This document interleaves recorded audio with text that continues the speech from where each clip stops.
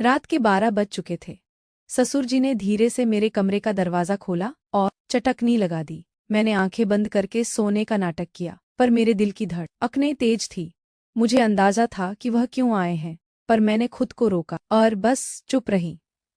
उस रात जो हुआ वो मेरी जिंदगी का एक नया मोड़ था। तो मेरा नाम सानिया है, उम्र 24 साल और मैं अपने ससुर जी के साथ लखनऊ के एक पुराने मोहल्ले में रहती हूँ।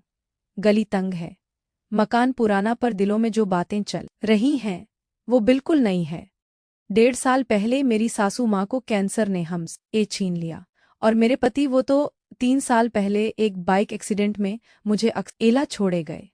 तब से मैं और ससुर जी बस एक दूसरे के सहारे इस छोटे से घर में जिंदगी काट रहे हैं। मैं दिन भर एक कॉल सेंटर में काम करती हूँ और घर लौटकर खाना पीना बाजार सब संभालती हूँ।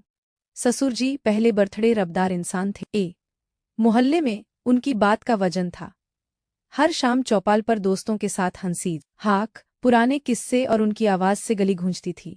पर सासू माँ के जाने के बाद वह जैसे खामोश हो गए। दिन भर अपने कमरे में या फिर टीवी के सामने पुराने क्राइम शो देखते। उनकी आंखों में एक अजीब सा दर्द था जो मुझे रातों को सोने ना देता। मैं सोचती, क्या मैं उनके इस दर्द को हल्का कर सकती हूँ? क्या उनकी जिंदगी में फिर से कोई रोशनी ला सकती हूँ? एक रात की बात है। रात के करीब 2 बजे मैं पानी पीने उठी। घर में सन्नाटा, बस बाहर असक पर कुत्तों की आवाज़। आज ससुर जी का कमरा ऊपर था और मैं नीचे। तभी ऊपर से कुछ गिरने की आवाज आई। दिल धक से रह गया। क्या हुआ? मैं डरते डरते दबे पांव ऊपर गई। उनका दरवाजा हल्का सा खुला था। मैंने चुपके से झांका। ससुर जी अपने मोबाइल की टॉर्च जला रखी थी। उनके एक हाथ में मोबाइल था और वह कुछ देख रहे थे। दूसरा हाथ छोटा पप्पू था शायद। तभी उनके हाथ से पास में रखी गिलास नीचे जमीन पर गिर गई, लेकिन उनको पता नहीं चला। ससुर जी वीडियो देखकर पप्पू के सर की मालिश कर रहे थे, इसलिए मैं वहीं रुकी रही और बिना कोई आवाज किए उन्हें देखती रही। कुछ देर बाद जब पप्पू की अच्छे से मालिश हो गई, मोबाइल साइड में रख दिया और वैसे ही लेट गए। मैं धीरे से वहां से हटी और नीचे अपने कमरे में आ गई। नीचे आकर जो मैंने देखा और महसूस किया, उस पर यकीन नहीं हो रहा था कि ससुर जी ऐसा कर सकते हैं। लेकिन फिर सोचने लगी है कि ये तो स्वाभाविक ही है, इसमें कुछ ज्यादा सोचने जैसा नहीं है। दिल में जैसे कोई तार छिद्दा गया। ससुर जी अकेलेपन से लाड़ रहे थे, पर अपने दर्द को छुपा रहे थे।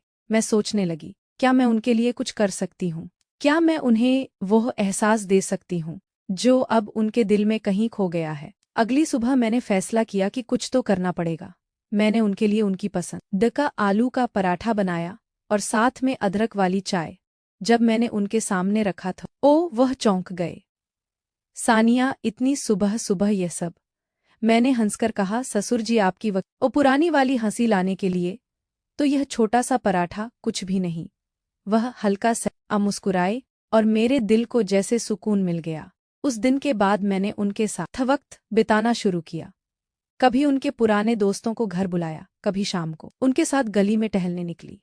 एक दिन जब मैं रात को खाना बना रही थी, उन्होंने अचानक कहा, सानिया, तू मेरे लिए बेटी जैसी है, पर तेरा दिल क्या कहता है? तू भी तो अकेली है ना? मैं रुक गई। उनकी बात मेरे दिल को छू गई। मैंने हल्के से कहा, ससुर जी, अकेलापन तो हम दोनों का है, शायद हम एक दूसरे के लिए वह कमी पूरी कर सकते हैं। एक शाम मैं कॉल सेंटर से लौटी तो ससुर जी आंगन में कुर्सी डालकर बैठे थे। मैं उनके पास गई और बोली, ससुर जी आप, याद है आप कहा करते थे कि जिंदगी एक नदी है जो बहती रहती है। वो मुझे देखकर बोले, हाँ, पर अब तो मेरी नदी सूख सी गई है। मैंने उनका हाथ पकड़ और कहा, तो चलिए हम इस नदी में फिर से पानी भरते हैं। हम दोनों एक दूसरे के लिए वो बारिश बन सकते हैं। उस रात जब घर की बत्तियां बुझ गई, मैंने देखा ससुर जी मेरे कमरे के पास खड़े थे। उनकी आंखों में एक हिचक थी, पर एक अनकही बात भी। मैंने पूछा, ससुर जी सब ठीक? वो चुप रहे, फिर धीरे से बोले, सानिया, तूने आज जो कहा वो मेरे दिल में उतर गया। मैं तुझमें अपनी बेटी देखता हूँ, पर शायद कुछ और भी। मेरे दिल की धड़कन तेज हो गई। मैंने हल्के से कहा, ससुर जी, हम दोनों ने बहुत कुछ खोया है, पर शायद हम एक दूसरे में वो सुकून ढूंढ सकते हैं जो हमें चाहिए। लोग क्या कहेंगे, यह सोचकर तो जिंदगी रुकती नहीं। उन्होंने मेरा हाथ थामा। उनकी हथेली में एक गर्माहट थी जो मेरे दिल तक गई।